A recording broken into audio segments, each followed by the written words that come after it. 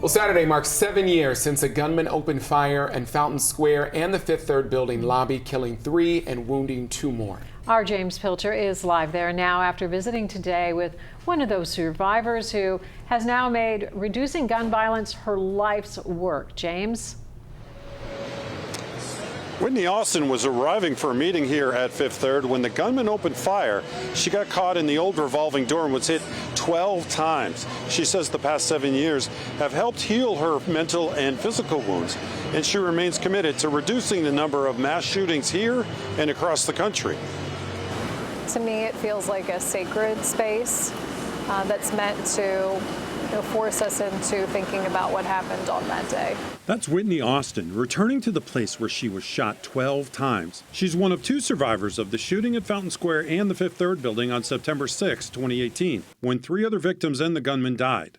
Now, Austin says she tries to keep a sense of gratitude for being alive, but also understands others weren't so lucky. They wanted their loved one to live, and then they found out that they didn't.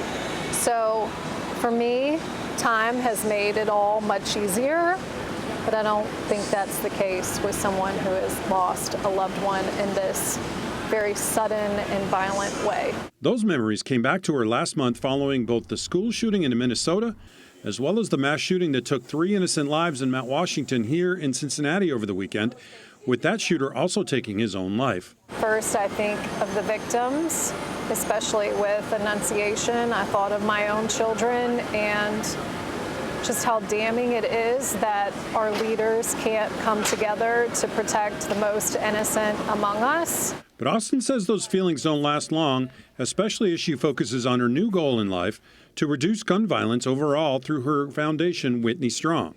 In addition to advocating for gun safety and education, giving out 15,000 gun locks, for example, Austin has pushed for legislation in Kentucky that would allow loved ones of someone going through a mental crisis to have their guns temporarily taken away. She's been unsuccessful for several years in Frankfort, but vows to keep trying, looking for a new sponsor and bipartisan support, as well as other issues to back. We feel really strongly in the evidence and that it is a solution that we need right now, not just in Kentucky, but quite frankly, everywhere.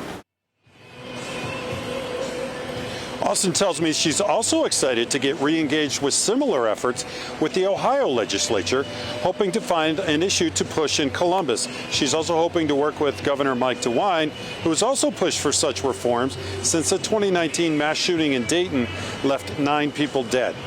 Live from Fountain Square downtown, James Pilcher, Local 12 News. All right, James, and Austin says that she is always looking for volunteers to help with her cause. A link to her website is in James's story on local12.com and our free Local 12 News app.